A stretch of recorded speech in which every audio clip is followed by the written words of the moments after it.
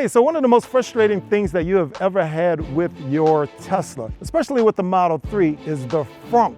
Because you know what? A lot of people want to use the frunk, but it's a manual frunk. You know, it's a bit of a pain to get into and get out of. Every time you open it, you got to manually open it, and then you got to manually close it. Well, our friends over at Hansshow has a solution for you, and we have installed the Power Frunk into the Model 3 Highland. And what this allows you to do is to remotely open your frunk from both your cell phone and from the native screen inside the vehicle. The screen inside the vehicle look exactly the same. You just hit the open frunk button and the frunk will open. Just the same, if you want to close the frunk, you close it by hitting the same button. And as I said, it also works in the app. This will actually give you a great use for your frunk. Because you're able to remotely start using it, you will start using your frunk more and more, I promise. I've installed this on the Model Y, on the Model Y Juniper. It works great. I love this product. Highly recommend it. Let me know in the comments below what you think about it. Do you think you're going to use it? You're not going to use it?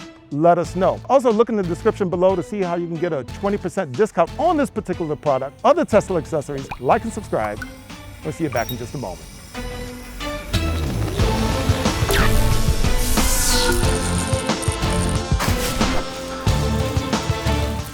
All right, so the first thing you want to do, you want to be able to take off the fascia piece on your Model 3. And this is held in here by clips, and all you're going to do is just pull up on it. I have a trim tool here that's going to help me release it. And you can hear the clips as they come up. And you just want to remove the whole trim piece just like this. Next, you want to come in to your frunk. There are two screws here. Use a 10mm wrench, and you're just going to unscrew the screws out of there. Then you have two more screws that are on the outside. Two more screws which are on the outside is going to be here and here. You got to take those off as well. You want to unclip these pins right here, those clips, and that's going to allow this shroud to come off. So after we get those screws out, we gotta take off this panel right here. Just use your trim tool. It's just gonna pop out. It's held in there by clips. And what we're doing, there's this little light that's right here, and that light has a wire that's attached to it. And so we need to remove the wire that is on the back of there, which is right here. Easiest way to do this, just gonna get in here and pull. It's just gonna slide out just like that. So that disconnects this panel, and now we can take our frunk out. Here we go, here it comes. So the whole thing's now gonna be able to release and come out just like this. So this is the latch that you have on your vehicle. Extremely important before you start. You're gonna see some alignment markers that are located right here. You see these little notches here? There's another line that's located right here as well. This line should line up with one of these marks here. This is the marks on this side. And on the passenger side, you have another set of markings that are here along with another marking. You can see on this one, it's actually off. This is the way it came from the factory, and that's why the hood on this vehicle sits a little lopsided, truth be told. So the idea is, normally, if your hood is straight, you're gonna want to align these alignment marks when you put the latch back in exactly where you put it. The easiest way to do this is with masking tape. And we usually put masking tape around this, but on this case, I may wind up readjusting this latch. The easiest way to do this is to put the masking tape directly on the latch. Like that. And what you're trying to do, you're trying to put it on the angle with the latch. And that's going to tell you exactly where to line the latch up later. It's going to be harder to do on this side because we have this wire here, which we're going to wind up taking out. Let's go ahead and take this out right now. We had our pin here. We pulled out. The easiest way to take this latch off is to pull just like that. It'll come right on out of there. That's the easiest way to do it. We're going to take that off. Now, keep in mind, you don't have to do it in this order. I just chose to move this out of the way so I can get my masking tape on first. The instruction video actually has you taking the struts off first before you do all of this, but I just wanted to save a little bit of time and get this masking tape on here so that y'all can keep it in order. But it doesn't really matter which order you do it in. But I'm going to get a little bit of masking tape here. Once again, I'm going to align it with the latch. Just like that, so that the the seam of the masking tape goes along the latch. Plus, I already took a picture of the latch, so I know exactly where the alignment markers are at. Even if I lose the tape marks, I will know exactly where to put my alignment markers.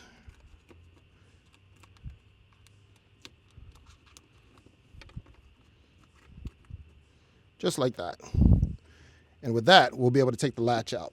Okay, so we're getting ready to remove the struts. But before you do, one of the most important things you're gonna need is, well, a pole.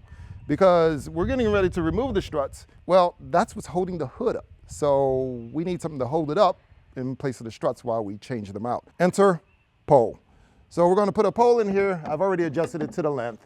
And we're just gonna wedge it in just like that, so that the hood doesn't come down on top of us while we're working on it. All right, so here we are at the driver's side strut. So we're gonna remove this, and the way we do that is, the easiest way is to have a pick tool, basically like this. In theory, you could just shove these aside with enough force, but honestly, if you shove this little pick in here, there's a little metal bracket, you'll see that it pops out just like this. There's a little bracket in there, and it allows you to pull the strut off just like that. You do the exact same thing for the bottom. So I'll just put this little thing in here, pulls it off, and it will come right off. There we go. And the strut comes right off. You can set these aside for later for posterity's sake. You won't need them. The next thing you're going to want to do, remove this bracket right here. You're going to need to remove these two nuts here. They are 13mm nuts. Take one nut off. You're going to attach the new bracket, which we have here. You can see it has L on the side with an arrow that points upwards. That means it goes on the left side, and the arrow means that's going to be pointing it up. And it's going to go fit on here, right here, and you have a new ball that you're going to put right here. And we're going to attach that with the same screws we just removed. And this is where our new strut is going to sit. And that's it for that one. All right, so we're getting ready to install the strut. We got our top bracket, which we replaced down here. Of note, there is a bottom bracket that came in the kit down here, but you don't need to replace that on the Model 3 Highland unless you absolutely have to, if it's not fitting for whatever reason. Otherwise, just leave the bracket just the way it is. So we're gonna install the strut now. And install the strut, the easiest way to do this, honestly, I install the wiring first. And what you're gonna wanna do, you're gonna go up underneath the trim panel here and route the wiring over a steel bracket that you'll see there, or aluminum bracket. And you're gonna see the wiring pop out on this side, and you're just gonna pull it through. I like doing this before I install it because I don't like messing with it after it's installed. Now to install the strut, it's actually really easy. It just pops right on. Let's get a little wiring through there. You put it on the ball, and what you're gonna do, you're just gonna pop it on just like that. That's all there is to it. This strut is done. Now all we need to do is just do the other side. So you do the exact same thing on the other side. Once that's done, we can get to working with the latch and finishing this install. So we have our struts replaced now. Now we can go ahead and disconnect the latch. Where I marked the markers before with the blue tape, now I'm gonna take another 10mm wrench, and we're gonna take the latch out. It's just these two screws here. The latch comes out with two screws. And with that, you can now remove the latch. Here we have our latch, and the spring, we got to disconnect it. And we're actually going to take it most of the way out of there. We're going to put that aside for a moment. We're going to slip the latch cover that we had that came in the kit. We're going to take this black piece, and it's going to go over that round piece just like that. Then we're going to take the spring, and we're going to reinstall it. I originally had this ball in the middle of these two metal micro switches here. These micro switches are for the latch on your trunk. There's a double switch there to let the frunk know that it's latched. And you have two switches there for redundancy. Well, there's a gap that, I don't know if you can see it, but there's a gap in between them. That's where I initially put this cable at. And I was thinking that was right. After watching a few videos and looking at the instructions, I've decided to put it on the outside, because now that I'm looking at it, this cable is in more of a straight line with this if it sits on the outside of these micro switches. If I were to try to put it on the inside like that, it would be rubbing up against one of those micro switches, and I just don't think that's going to go very well if I do that. So I'm putting the cable on the outside of these two micro switches, even though it looks like it belongs right there in the middle. It really does. I don't know if you can see it. It looks like it belongs in there in the middle, but it really does not. So So now we have our latch here. We have the other part installed on the back side. And now we're going to reinstall our latch. So what we're going to do, we're going to line up the holes. And remember those screws that we had? We're going to put our screws in. Now, if you notice, you can't really see those alignment markers that we had before, which is the reason why I put the tape in. So what we're going to do, I am going to line the latch up to the tape that I have here, and that's going to help us align. So where we had this one on the left side, see how it wants to move all the way around? So now you can see where this masking tape came in really handy, because it's actually able to give us a visual alignment of where we need to be, because our alignment markers are covered up. This is going to be our pump right here. There's a little port. This is cable D5, and this D5 cable is going to plug into your pump. It's going to go just like this. It should snap in. It should not be able to easily come out.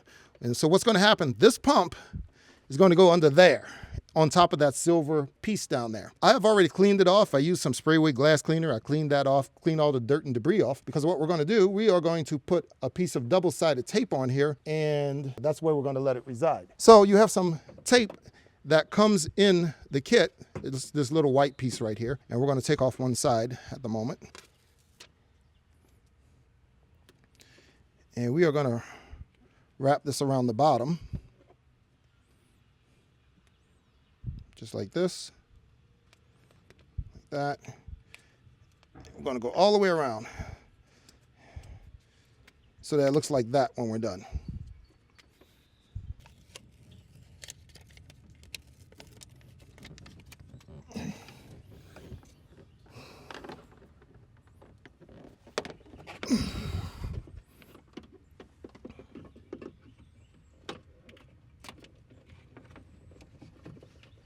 You can see where I secured the box in there with the zip ties. I zip tied that in along with the glue, so it is doubly securely fastened in there. So it's not going anywhere. All right, now that we got all that stuff bolted down, we have D8 here. This is our D8 wire. We're gonna attach it to where our latch is. So the first thing we're gonna do, we're gonna take this one and we're gonna plug our former latch wire, the one that's coming from the vehicle, into here like this. Make sure you get it.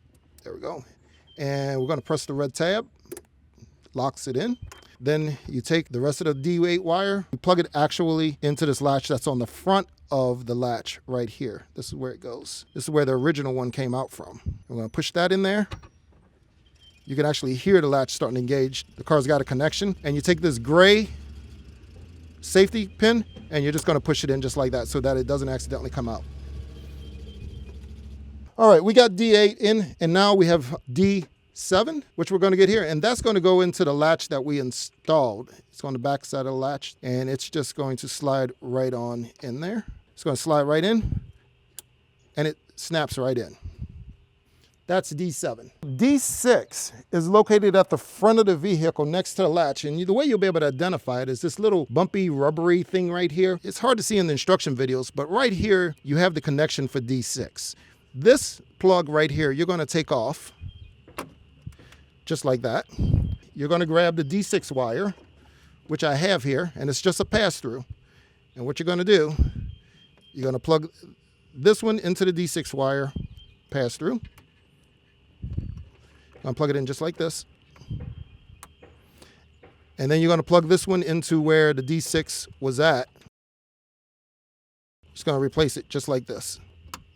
Boom, that's it. That's D6 installed. So the next thing you're going to want to do, you want to connect the negative ground wire. Now we're going to connect it to this nut that's right here. The easiest way to locate it is, you can see your super manifold here. It's the only one in the vehicle. So you just look to the left of it, and that's the nut we're going to start loosening up. Once again, this is another 10mm screw. So all you're going to do is loosen it up. We're not going to take it off.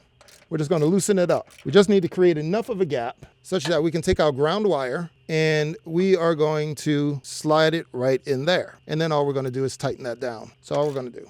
And just like that, our ground wire is connected. Next, we're going to use our D3 and D4 wires. And they're pretty much identical. Doesn't matter which one you connect to which, but they're both going to go to our hydraulic strut wires that we had installed earlier.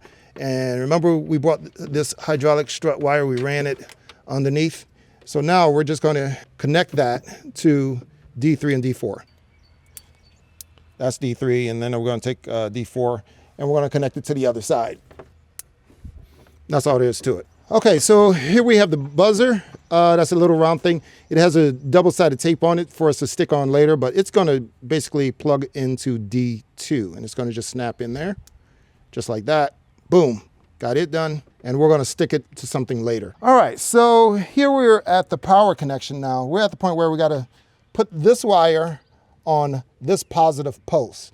And as you can see, this wire doesn't exactly connect cleanly to this. Now, I've seen this done one or two different ways, and quite frankly, the instructions are, let's just say, lacking on this. So we're going to figure out our own way of putting this in. And what I'm going to do, I'm just going to wedge this metal piece in here, and then I'm going to put electrical tape on it such that it doesn't move and secure it that way. Let's take this off. We're going to do this. We're just going to wedge this right on up in here, just like that. Put that on there. Put our cap back on. Hopefully it fits. All right, there we go. That's on. And we're going to route our power cord underneath here. So I got the positive pole connected, and with that, we can connect the wire that says B plus to that wire. I ran it underneath this frame here, and we could go ahead and plug that in.